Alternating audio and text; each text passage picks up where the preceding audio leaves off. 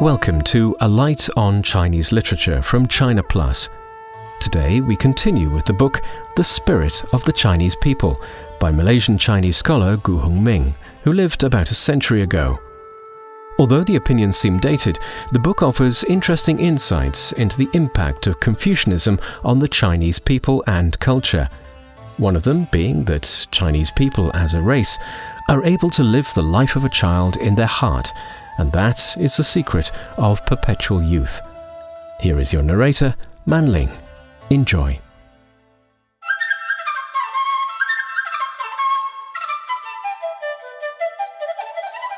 Now we can answer the question which we asked in the beginning. What is the real Chinaman? The real Chinaman we see now is a man who lives the life of a man of adult reason with the heart of a child. In short, the real Chinaman is a person with the head of a grown-up man and the heart of a child. The Chinese spirit, therefore, is a spirit of perpetual youth, the spirit of national immortality. Now, what is the secret of this national immortality in the Chinese people? You will remember that in the beginning of this discussion, I said, what gives to the Chinese type of humanity to the real Chinaman?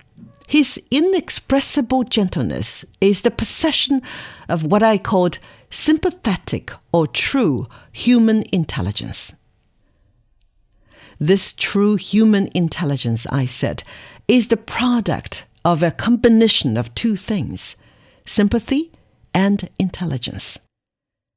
It is a working together in harmony of the heart and head. In short, it is a happy union of soul with the intellect. Now, if the spirit of the Chinese people is a spirit of perpetual youth, the spirit of national immortality, the secret of this immortality is the happy union of soul with intellect. You will now ask me, where and how did the Chinese people get this secret of national immortality, this happy union of soul with intellect, which has enabled them as a race and nation to live a life of perpetual youth? The answer, of course, is that they got it from their civilization. Now, you will not expect me to give you a lecture on Chinese civilization within the time at my disposal, but I will try to tell you something of the Chinese civilization which has a beating on our present subject of discussion. Let me first of all tell you that there is, it seems to me, one great fundamental difference between the Chinese civilization and the civilization of modern Europe. Here let me quote an admirable saying of a famous living art critic, Mr. Bernard Berenson. Comparing European with Oriental art, Mr. Berenson says, "Our European art has the fatal tendency to become science, and we hardly possess a masterpiece which does not bear the marks of having been a battlefield for divided interests." Now, what I want to say of the European civilization is that it is, as Mr. Berenson says of European art, a battlefield for divided interests, a continuous warfare for the divided interests of science and art on the one hand, and of religion and philosophy on the other. In fact, a terrible battlefield where the head and the heart, the soul and the intellect, come into constant conflict. In the Chinese civilization, at least for the last 2,400 years, there is no such conflict. That, I say, is the one great fundamental difference between the Chinese civilization and that of modern Europe. In other words, what I want to say is that in modern Europe, the people have a religion which satisfies their heart, but not their head, and a philosophy which satisfies their head, but not their heart. Now, let us look at China. Some people say that the Chinese have no religion. It is certainly true that in China, even the mass of the people do not take seriously to religion. I mean religion in the European sense of the word. The temples, rites, and ceremonies of Taoism and Buddhism in China are more objects of recreation than of edification. They touch the aesthetic sense, so to speak, of the Chinese people, rather than their moral or religious sense. In fact, they appeal more to their imagination than to their heart or soul. But instead of saying that the Chinese have no religion, it is perhaps more correct to say that the Chinese do not want, do not feel the need of religion.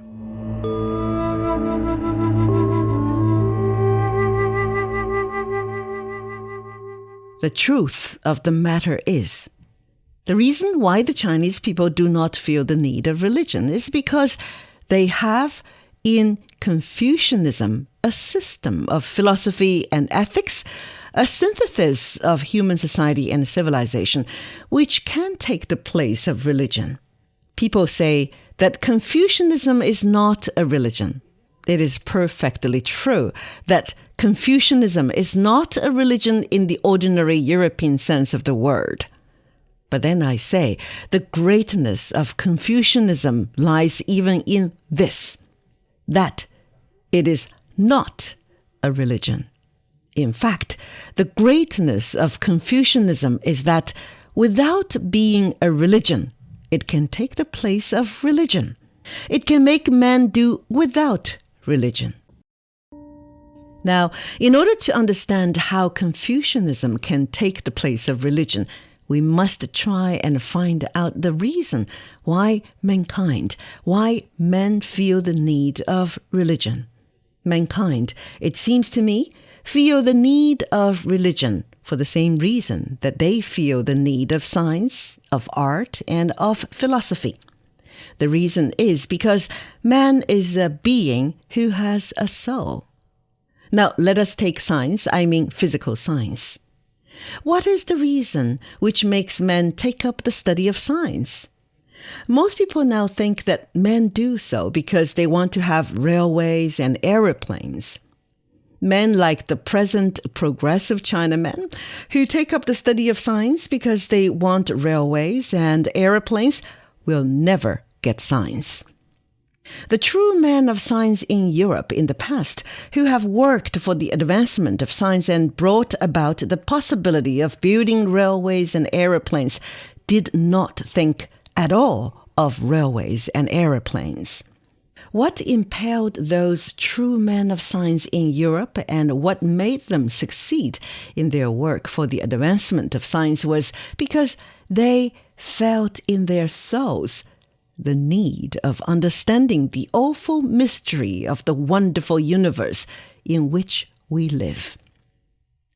Thus, mankind, I say, feel the need of religion for the same reason that they feel the need of science, art, and philosophy. And the reason is because man is a being who has a soul, and because the soul in him, which looks into the past and future as well as the present, not like animals which live only in the present, feels the need of understanding the mystery of this universe in which they live. Until men understand something of the nature, law, purpose, and aim of the things which they see in the universe, they are like children in a dark room who feel the danger, insecurity, and uncertainty of everything. In fact, as an English poet says, the burden of the mystery of the universe weighs upon them. Therefore, mankind want science, art, and philosophy for the same reason that they want religion, to lighten for them. The burden of the mystery, the heavy and the weary weight of all this unintelligible world. Art and poetry enable the artist and poet to see beauty and order in the universe, and that lightens for them the burden of this mystery. Therefore, poets like Goethe, who says, He who has art has religion. Do not feel the need of religion. Philosophy also enables the philosophers to see method and order in the universe, and that lightens for them the burden of this mystery. Therefore, philosophers like Spinoza, for whom it has been said, the crown of the intellectual life is a transport. As for the saint, the crown of the religious life is a transport. Do not feel the need of religion. Lastly, science also enables the scientific man to see law and order in the universe, and that lightens for them the burden of this mystery. Therefore, scientific men like Darwin and Professor Haeckel do not feel the need of religion. But for the mass of mankind who are not poets, artists, philosophers, or men of science, for the mass of mankind whose lives are full of hardships and who are exposed every moment to the shock of accident from the threatening forces of nature and the cruel, merciless passions of their fellow men, what is it that can lighten for them the burden of the mystery of all this unintelligible world? It is religion. But how does religion lighten for the mass of mankind the burden of this mystery? Religion, I say, lightens this burden by giving the mass of mankind a sense of security and a sense of permanence. In presence of the threatening forces of nature and the cruel, merciless passions of their fellow men and the mystery and terror which these inspire, religion gives to the mass of mankind a refuge in which they can find a sense of security, and that refuge is a belief in some supernatural being or beings who have absolute power and control over those forces which threaten them. Again, in presence of the constant change, vicissitude, and transition of things in their own lives, birth, childhood, youth, old age, and death, and the mystery and uncertainty which these inspire, religion gives to the mass of mankind also a refuge in which they can find a sense of permanence. And that refuge is the belief in a future life. In this way, I say, religion lightens for the mass of mankind who are not poets, artists, philosophers, or scientific men, the burden of the mystery of all this unintelligible world by giving them a sense of security and a sense of permanence in their existence. Christ said, "Peace I give unto you, peace which the world cannot give, and which the world cannot take away from you." This is what I mean when I say that religion gives to the mass of mankind a sense of security and a sense of permanence. Therefore, unless you can find something which can give to the mass of mankind the same peace, the same sense of security and of permanence which religion affords them, the mass of mankind will always feel the need of religion. But I said Confucianism, without being a religion, can take the place of religion. Therefore, there must be something in Confucianism which can give to the mass of mankind the same sense of security and permanence which religion affords them. From China Plus, you're listening to A Light on Chinese Literature. Let us now find out what this something is in Confucianism, which can give the same sense of security and sense of permanence that religion gives. I have often been asked to say what Confucius has done for the Chinese nation. Now, I can tell you of many things which I think Confucius has accomplished for the Chinese people. But as today I have not the time, I will only here try to tell you of one principal and most important thing which Confucius has done for the Chinese nation, the one thing he did in his life by which Confucius himself said men in after ages would know him, would know what he had done for them. When I have explained to you this one principal thing, you will then understand what that something is in Confucianism, which can give to the mass of mankind the same sense of security and sense of permanence which religion affords them. In order to explain this, I must ask you to allow me to go a little more into detail about Confucius and what he did.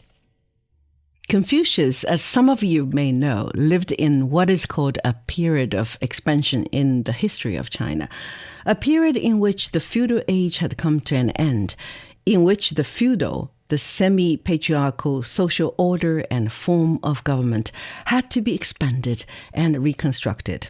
This great change necessarily brought with it not only confusion in the affairs of the world, but also confusion in men's minds. I have said that in the Chinese civilization of the last 2,500 years, there is no conflict between the heart and the head.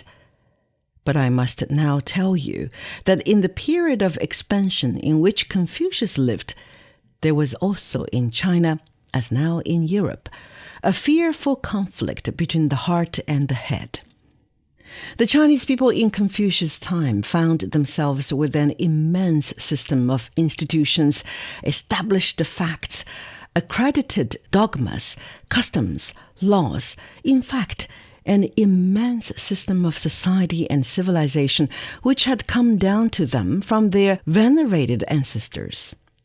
In this system, their life had to be carried forward, yet they began to feel, they had a sense that this system was not of their creation, that it by no means corresponded with the wants of their actual life, that for them it was customary, not rational. Now, the awakening of this sense in the Chinese people 2,500 years ago was the awakening of what in Europe today is called the modern spirit, the spirit of liberalism, the spirit of inquiry, to find out the why and the wherefore of things.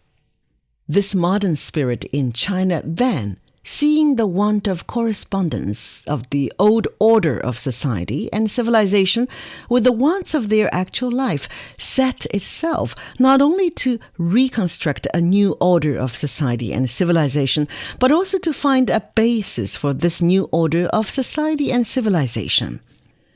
But all the attempts to find a new basis for society and civilization in China then failed. Some, while they satisfied the head, the intellect of the Chinese people, did not satisfy their heart. Others, while they satisfied their heart, did not satisfy their head. Hence arose, as I said, this conflict between the heart and the head in China 2,500 years ago, as we see it now in Europe. This conflict of the heart and head in the new order of society and civilization, which men tried to reconstruct, made the Chinese people feel dissatisfied with all civilization.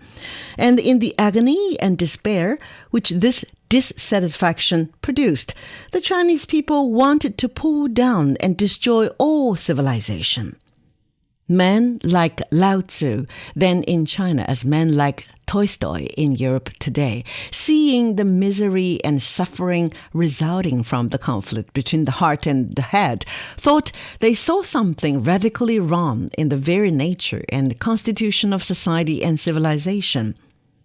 Lao Tzu and Chuang Tzu, the most brilliant of Lao Tzu's disciples, told the Chinese people to throw away all civilization. Lao Tzu said to the people of China, "Leave all that you have and follow me.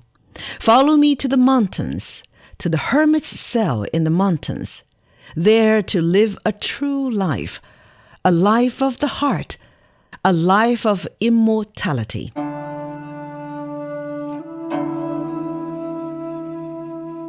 But Confucius who also saw the suffering and the misery of the then state of society and civilization, thought he recognized that the evil was not in the nature and constitution of society and civilization, but in the wrong track which society and civilization had taken, in the wrong basis which men had taken for the foundation of society and civilization.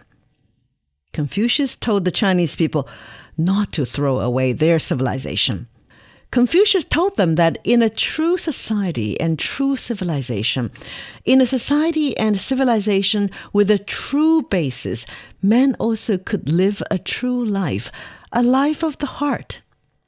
In fact, Confucius tried hard all his life to put society and civilization on the right track, to give it a true basis, and thus prevent the destruction of civilization.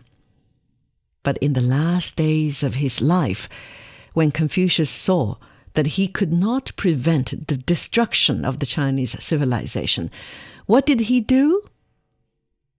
Well, as an architect who sees his house on fire, burning and falling over his head, and is convinced that he cannot possibly save the building, knows that the only thing for him to do is to save the drawings and plans of the building so that it may afterwards be built again.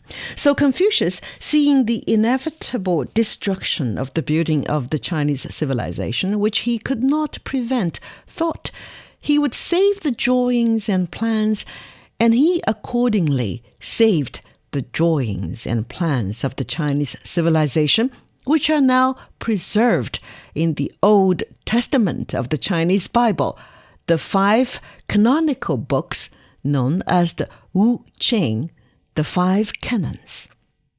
That, I say, was a great service which Confucius has done for the Chinese nation. He saved the drawings and plans of their civilization for them. Confucius, I say, when he saved the drawings and plans of the Chinese civilization, did a great service for the Chinese nation. But that is not the principle, the greatest service which Confucius has done for the Chinese nation. The greatest service he did was that in saving the drawings and plans of their civilization, he made a new synthesis, a new interpretation of the plans of that civilization. And in that new synthesis, he gave the Chinese people the true idea of a state, a true, rational, permanent, absolute basis of a state.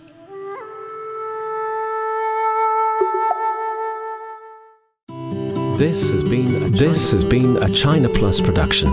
Thanks for listening. If you like the show, be sure to subscribe to the podcast for free. If you have any comments about the episodes, just send us an email, podcast@cri.com.cn. We are also on Facebook and Twitter @China Plus News.